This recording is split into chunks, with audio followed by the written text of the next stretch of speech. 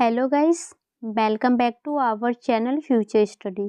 तो गाइस, इस वीडियो में जो हम BA program semester third student है जिनके पास पॉलिटिकल साइंस है डिसिप्लिन सब्जेक्ट यूनिट फर्स्ट के हमने इम्पोर्टेंट क्वेश्चन लिए और ये क्लास हमारी फर्स्ट है।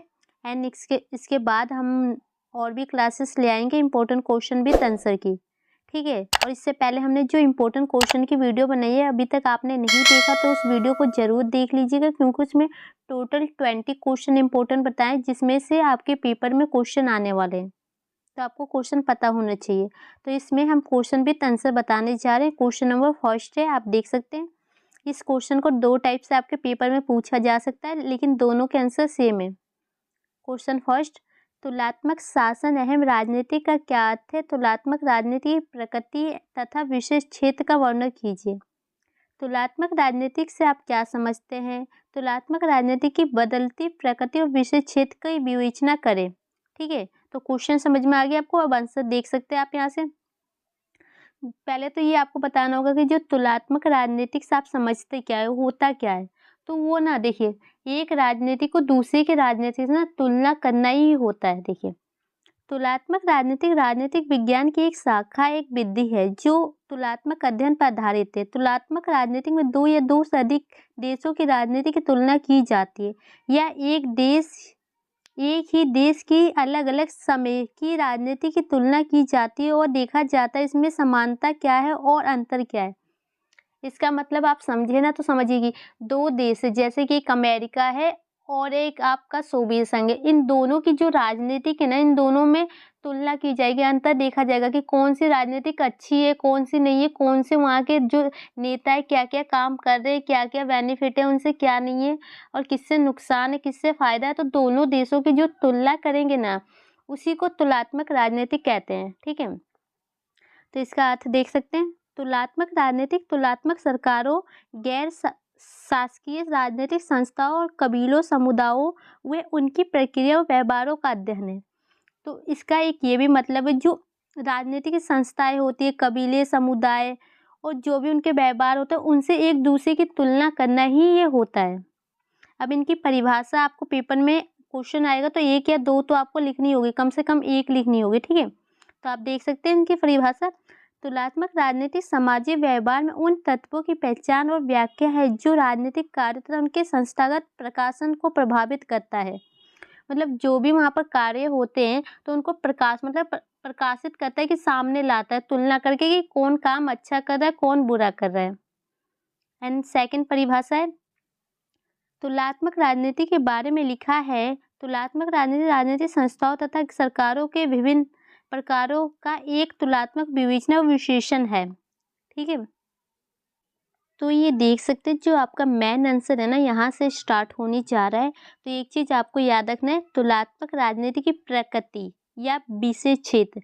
आपसे दोनों में से कुछ भी पूछे ना तो आंसर यही लिखना है। अगर एक पूछे जब भी, अगर दोनों पूछे जब भी, ठीक है, जो हम आपको इस वीडियो में बताने जा रहे हैं। तो यहाँ से आपका आंसर स्टार्ट है। देखिए, तुलनात्मक राजनीति की प्रकृति को समझने का सबसे अच्छा ढंग यह है कि हम उसके विशेष क्षेत्र पर विचार करें। मोटे तौर पर तुलनात्मक राजनीति के अंतर्गत निम्नलिखित बातों का ध्यान रखा जाता है।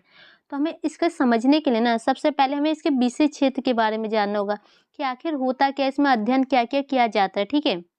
तो इसमें पॉइंट दिए, टोटल हमने 5 पॉइंट यहाँ पर लिए, तो आप ये 5 पॉइंट लिख सकते हैं और ये अच्छे पॉइंट है, ठीक है। तो देखिए, पहले हेडिंग डाल के आपको इसी टाइप से लिखनी है जैसे ये दिख रहा है, फिर इसके बाद ये अंडर एक्सप्लेन करना है। सामाजिक आर्थिक तत्व। किसी भी देश की राजनीतिक व्यवस्था का निर्माण सामाजिक और आर्थिक तत्वों से होता है। सामाजिक आर्थिक तत्वों की ठोस परिभाषा दे सकना कोई आसान काम नहीं है। फिर भी कई ऐसी बातें हैं जिसमें सामाजिक आर्थिक जीवन का बोध होता है।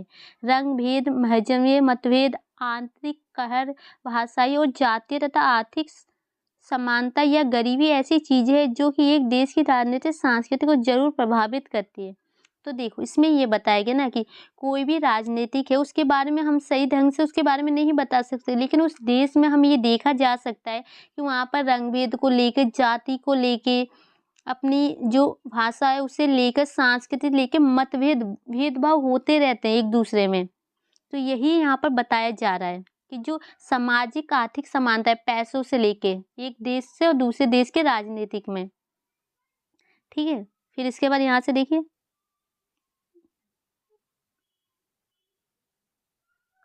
आर्थिक समानता या गरीबी ऐसी चीजें हैं कि जो देश की राजनीतिक संस्कृति को जरूर प्रभावित करती है। ब्रिटेन, फ्रांस, अमेरिका, रूस और एशिया व अफ्रीका के देशों की राजनीति का तुलनात्मक अध्ययन कहते समय हमें इन सभी बातों के बारे में आवश्यक विचार करना पड़ेगा। तो देखो वही बात आ गई ना कि अब देशों की तुलना की जा रही है, जैसे कि ब्रिटेन, अमेरिका, फ्रांस, अब इनकी राजनीति की तुलना करेंगे यहाँ पर। उदाहरण के लिए अमेरिका में काली चमड़ी वाले निवासियों की अपनी एक पृथक संस्कृति है। जो काली चमड़ी मतलब जो काले लोग होते हैं उनकी अलग संस्कृति है। उस देश की राजनीतिक व्यवस्था पर उसका काफ़ी प्रभाव पड़ा है। इसी प्रकार आयरलैंड का जो हिस्सा अभी तक ब्रिटेन में शामिल है वह मजहबी फूट के कारण अलग तरह की संभावना पैदा हो चुकी है, मतलब वहाँ जाति के नाम पर। अब वह सोवियत संघ में भी गंभीर जाति और धार्मिक समस्या पैदा हो गई है। अब जो सोवियत संघ है वहाँ पर भी जाति को लेके और जो अपने उसको लेके भेदभाव किया जा रहा है। मुस्लिम बहुसंख्या वाले इलाकों में ईसाई के साथ लोगों के रिश्ते तनावपूर्ण चल रहे हैं। तुलनात्मक राजनीति का विद्यार्थियों को इस बात को अनदेखा नहीं कर सकता कि किसी भी देश की राजनीतिक प्रक्रिया में विभिन्नता जाति और धार्मिक समुदायों के लिए किस प्रकार की भूमिका निभाते हैं। तो साफ सिंपल है कि आप मान के चल सकते सामाजिक आर्थिक तत्व में आप ये लिख सकते हैं कि जो एक देश की संस्कृति दूसरे देश से अलग है और एक देश से दूसरे देश में भिन्नता है, वहाँ भेदभाव होते हैं, किसी को रंग को लेके तो कोई जाति को लेके, कोई काले गोरे, कोई गरीब अमीर, इन सभी को लेके एक देश से दूसरे देश में विभिन्नता है और उनकी राजनीति भी अलग है। ठीक है, फर्स्ट पॉइंट यही है। एंड इसका सेकेंड पॉइंट देख सकते हैं। सेकेंड पॉइंट है आपका विधायक, कार्यकारी और न्यायिक संगठनों का तुलनात्मक अध्ययन। तुलनात्मक राजनीति का विद्यार्थी विभिन्न देशों की सरकारी यानी विधानमंडलों, कार्यपालिका और न्यायपालिका का भी तुलना अध्ययन करता है। वह इन संस्थाओं की रचना और उनके कार्यों पर बल देता है और वह खोजने का प्रयास करता है कि उनके बीच कौन कौन सी समस्या विभिन्नता है। अब इसमें यही बताया गया जो न्यायपालिका है, कार्यपालिका और विधानमंडल है, तो इन तीनों के बीच में ना हम तुलना करेंगे कि इनमें क्या क्या अंतर है, इनकी समस्या क्या है, इनमें विभिन्नता क्या है। इनमें जो एक तुलनात्मक जो विद्यार्थी है, जो आप स्टूडेंट है, वो बताया जा रहा है। ठीक है, एग्जाम्पल के लिए यहाँ देखिए, अमेरिका के राष्ट्रपति की ब्रिटिश प्रधानमंत्री से तुलना की जाती है तो ब्रिटिश संसद की अमेरिका विधानमंडल से। इसी प्रकार स्विट्जरलैंड की कार्यपालिका ब्रिटिश और अमेरिका मंत्रिमंडल की तुलना की जाती है। अमेरिका में सर्वोच्च न्यायालय की भारत के सर्वोच्च न्यायालय से तुलना करके यह जानने की कोशिश की जाती है कि इसमें कौन सा न्यायालय ज़्यादा शक्तिशाली है। इस तरह हम यदि भारतीय संघवाद का अध्ययन करना चाहें तो हमें अमेरिका, कनाडा और ऑस्ट्रेलिया की संघीय व्यवस्था का भी अध्ययन करना पड़ेगा। तो आपको समझ में आ गया कि एक देश से दूसरे देश से तुलना की जाती है। जैसे हमारे भारत से अमेरिका से और अमेरिका ब्रिटेन से करता है तो ब्रिटेन फ्रांस से करता है। तो इसी टाइप से ना जो एक दूसरे से तुलना करना ही ये होता है। ठीक है, थर्ड पॉइंट देख सकते हैं आप। इस टॉपिक को अच्छे से 1 से 2 बार वीडियो देख के समझ सकते हो। ज़्यादा मुश्किल टॉपिक नहीं है और ये क्वेश्चन इम्पोर्टेंट और ये 90% जो चांस है ना कि आपके पेपर में आता ही है। ठीक है, तो जो आपका थर्ड पॉइंट दिख रहा है राजनीतिक बलों और दबाव गुटों का तुलनात्मक अध्ययन। अब इसमें देखते हैं क्या बताया जा रहा है। राजनीतिक दल लोकतंत्र का आधार है। राजनीतिक दलों की प्रकृति को समझे बिना राजनीतिक अध्ययन अधूरा माना जाएगा। तो सबसे पहले जो आप राजनीतिक अध्ययन करेंगे ना तो उनके दलों के बारे में पता होना चाहिए, गुटों के बारे में पता होना चाहिए, जब ही आप एक राजनीतिक का अध्ययन कर सकते हैं। तुलनात्मक राजनीतिक का विद्यार्थी राजनीतिक दलों की प्रकृति और उनके कार्यों को जानने की कोशिश करता है। अमेरिका, फ्रांस के राजनीतिक दलों की तुलना में ब्रिटिश राजनीतिक दल अधिक सुसंगठित है। मतलब कि जो अमेरिका, फ्रांस है, इनकी तुलना में ना ये जो ब्रिटिश है ये कुछ ज़्यादा ही अच्छा है। ठीक है, एंड इसका नेक्स्ट पॉइंट देखिए, राजनीतिक दलों की नीति और कार्यक्रमों में पर्याप्त अंतर पाया जाता है। समझने की बात यह है कि किस दल का झुकाव समाज के किस वर्ग की समस्या की ओर अधिक है।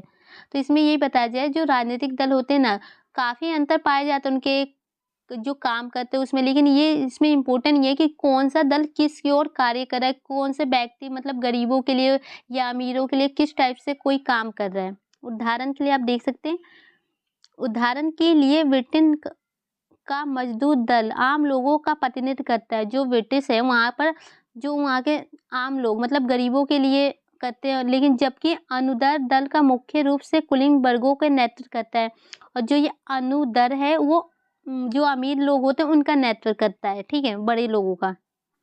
कम्युनिस्ट देशों में आमतौर पर तुलनात्मक राजनीति का विश्लेषण का स्वरूप विशेष क्षेत्र तथा विधियों साथ एक दलीय प्रणाली पाई जाती है। यह संपूर्ण राजनीतिक सत्ता पर एक ही दल का एकाधिकार मिलता है। कम्युनिस्ट पार्टी कठोर अनुशासन और विरोधी के प्रति कड़े रवैये के लिए प्रसिद्ध है, और जो कम्युनिस्ट पार्टी है ना वो विरोध मतलब अपने से जो गलत काम करे उसका विरोध करती है, उसके लिए वो प्रसिद्ध है। तुलनात्मक राजनीति का विद्वान इन सभी समस्याओं का बड़ी बारीकी से अध्ययन करता है, और जो तुलना करते हैं ना एक दूसरे से तो उसमें ना ये सारी समस्याएं आ जाती है, बारीकी से अध्ययन किया जाता है कि कौन सा नेता सही है कौन सा नहीं है, किसकी राजनीतिक अच्छी है किसकी नहीं है, ये सभी। अब देखिए, इसी प्रकार दबाव गुटों और हित समूहों का अध्ययन भी बहुत जरूरी है। कारण यह है कि व्यक्ति अपनी सभी समस्याओं का समाधान स्वयं नहीं कर पा सकता, उसे हर तरह के गुट संघों या समुदाय या संगठन करना पड़ता है जिसकी मार्फत वह अधिकारियों तक अपनी बात पहुंचा सके। ब्रिटेन में 19वीं शताब्दी में ही बहुत से गुटों का निर्माण हो गया था। इसी प्रकार अमेरिका राजनीतिक व्यवस्था में भी दबाव गुट बड़ी महत्वपूर्ण भूमिका निभाते हैं। मतलब इसमें ये कहा जाता है जैसे कि आप क्लासरूम में देख सकते हैं कि एक स्टूडेंट होते हैं प्लस एक मॉनिटर होता है जो मैम के पास जाता है अपनी बातों को बताता है। वो एक तरह से गुट बन जाता है कि जो भी स्टूडेंट की बातें होंगी वो जो मॉनिटर बना रहता है उसको बताएगा, उसके बाद वो मैम को बताएंगे, तो गुट के जरिए होता है ना, उसी टाइप से यहाँ भी बताया जा रहा है, ठीक है। तो एग्जाम्पल के लिए आप यहाँ देख सकते हैं, इसी प्रकार अमेरिका राजनीतिक व्यवस्था में भी दबाव गुट बड़ी महत्वपूर्ण भूमिका निभाते हैं। आर्थिक हितों का प्रतिनिधित्व करने वाले गुटों के मुख्य स्थान इस तरह के गुटों का है। औद्योगिक संघ, श्रमिक संघ तथा बैंकन संघ आर्थिक संघों के अलावा सभी देशों में जातीय और धार्मिक संघों का भी विकास हो गया है। तानाशाही सरकार दबाव गुटों की सक्रियता को पसंद नहीं करता और उन्हें कुचल देना चाहती है। जो तानाशाही सरकार होती है ना वो चाहती है कि सिर्फ मेरा राज चले, तो वो जो उनसे नीचे होते हैं ना दबाव गुट उनको ना कुचलने की कोशिश करता है कि उसका राज चल सके। इसके ठीक विपरीत लोकतांत्रिक देशों में दबाव गुटों के पास सरकारी फैसले को प्रभावित करने के ज़्यादा अवसर होते हैं, और जो लोकतांत्रिक देश होता है वहाँ पर ना सभी अपने फैसले ले सकते हैं सरकारी तौर पर कानून के अधिकार के जरिए। तो यही बताया गया। तो इसमें ये गुट का मतलब यही है कि एक लीडर बना दिया जाता है और उसके नीचे जो वर्कर होते हैं और उनकी बातों को उसके हेड तक पहुंचाने की कोशिश करते हैं। इसका 4 पॉइंट देखिए, राजनीतिक विशेषता, राजनीतिक हिंसा और राजनीतिक भ्रष्टाचार। तुलनात्मक राजनीति के विद्वान इस बात की बारीकी से जांच करते हैं कि वह व्यक्ति जो राज सत्ता का प्रयोग करता है समाज के किन वर्गों से संबंधित और उनकी सत्ता का क्या आधार है। इस बात पर भी सभी सहमत है कि हर देश में शासन की शक्ति कुछ विशेष लोगों या विशेष वर्गों के हाथ में होती है। जिन देश में स्वयं दल पद्धति विद्यमान है वहाँ शासकों की भर्ती का मुख्य स्रोत राजनीतिक दल होता है। जो दल चुनाव में विजय रहता है उसके नेता राज कार्य का संचालन करते हैं, परंतु कुछ ऐसे भी देश है जहाँ स्वस्थ दल बदली देखने को नहीं मिलती। वहाँ यह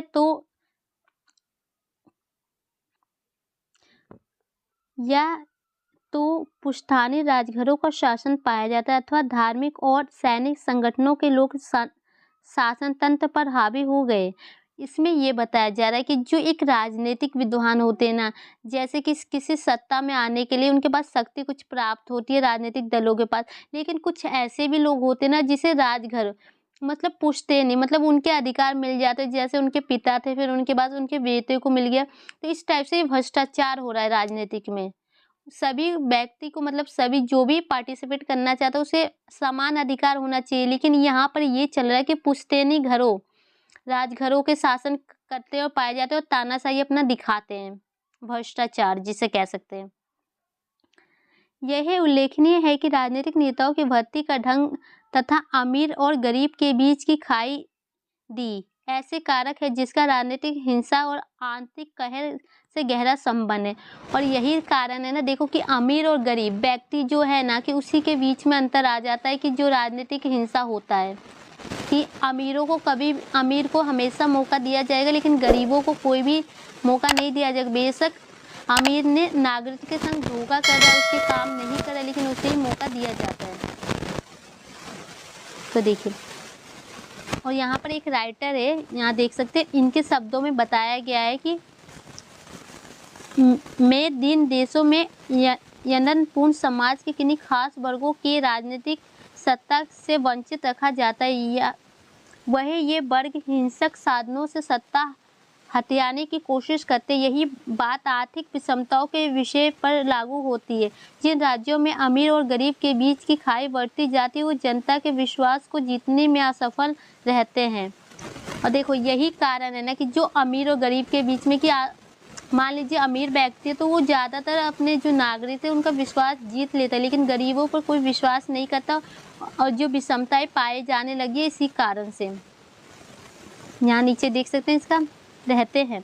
ऐसे देश में सरकार का उल्टा फेरा चलता रहता है। राजनीतिक अस्थिरता के कारण बंधुआ सैनिक नेता भी राजनीतिक में हस्तक्षेप करने लगते हैं, जिन का कहना है कि सेना के हस्तक्षेप पर एक महत्वपूर्ण कारण यह भी है कि उन राज्यों में सरकारों को प्रतिष्ठा प्राप्त नहीं होती, वहाँ टोर क्रम प्रारंभ हो जाता है।